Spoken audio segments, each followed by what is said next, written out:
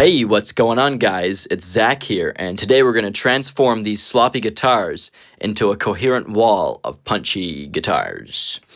If you would like to follow along with this tutorial, there is a link to download the mock session in the video description. Okay, let's take a look at the session. I always like to make sure that the Auto-fade and Crossfade feature is enabled. This can be found under the Project drop-down menu. This is used to eliminate any clicks or pops that may result from hard edits of audio events. The default fade settings work fine, but sometimes a quicker or longer fade period can be useful, depending on the speed of the song you're working with. Before we get started with editing, I'd recommend duplicating all of your audio tracks and putting them in a folder. You can save a separate session, but I find it quicker to have a small muted folder with all of the audio files for easy access.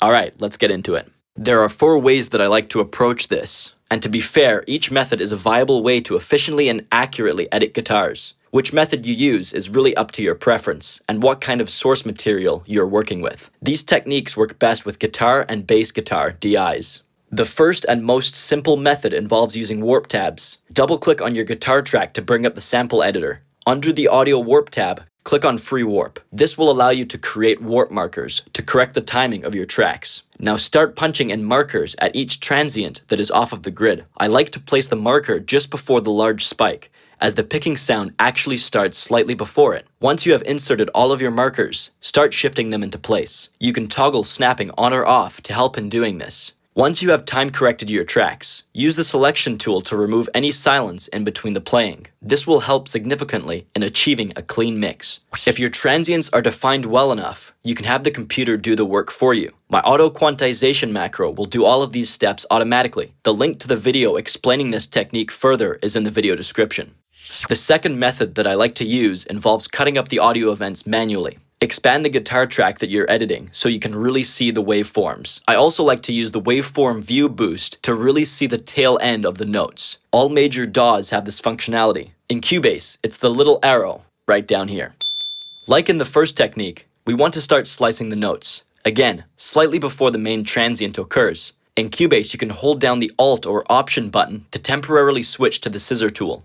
This technique will require that all notes are sliced into separate events, regardless if they are on or off time. Once you have them cut up, use the quantize command located in the Edit drop-down menu to lock them to the nearest grid point. Or use the iterative quantize function to do a percentage quantize. Click on the Q to toggle between regular quantize and iterative quantize. To adjust the percentage of the iterative quantize, click on the small tab to bring up the quantize panel. It can also be found in the Edit drop-down menu. The iterative quantize is useful for retaining the element of human error in the playing by only doing a percentage quantize. Note that you may need to adjust your quantize resolution to match the lengths of the notes being played. I have my quantize length set up with their own key commands to speed up the process of changing the resolution. Now that you have your events edited and locked into place, select all notes in between the first and last note that you want to remove the silence from, and use the Close Gaps Audio Warp function located in the Advanced Audio drop-down menu to close any audio events that are too short or too long.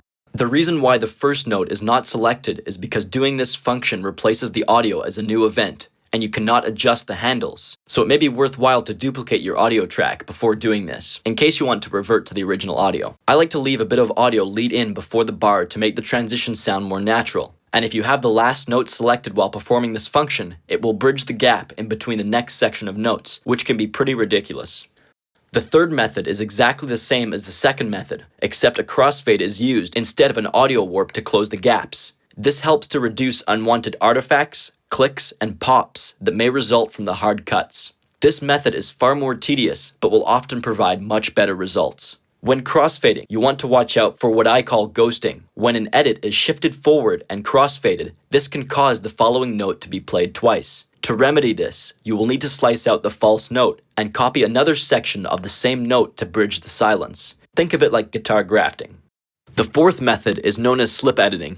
And I think that this method strikes the best balance between editing speed, control, and quality. Zoom in on your guitar track, and again, start making edits at each note that is off of the grid. Only this time, make sure that the edit is done before the bar where you want your note to be placed, though I find somewhere in between the notes works best. Once your notes are sliced, hold down the Control and Alt button. Now click and drag the audio into place. Do this for each note that you want to time correct. And that's all there is to it. If your tooltip did not change to the slip tool when holding down the Control and Alt keys, you may need to set up your modifier keys under Preferences, Tool Modifiers, Select Tool. Also, when using this method, it is generally advised to split your notes at both the transient and tail. That way, when you click and drag, you aren't affecting the timing of all of the following notes.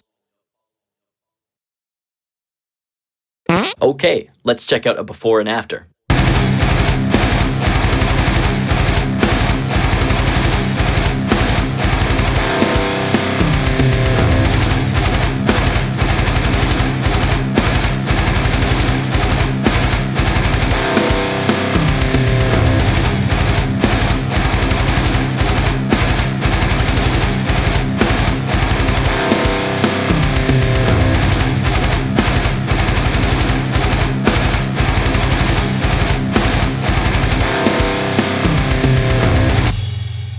Well, that's all for now, folks.